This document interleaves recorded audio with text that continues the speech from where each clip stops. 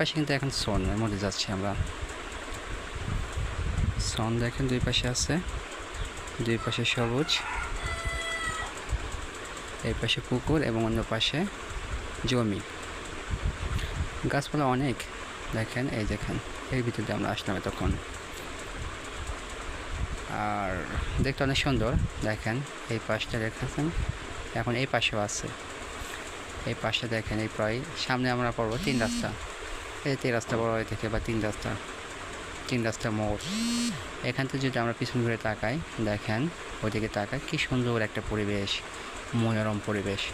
আপনি এরকম সুন্দর পরিবেশে যদি বিকালে আপনি এখানে আসেন বা বসেন, তারপর অনেক ভালো লাগে।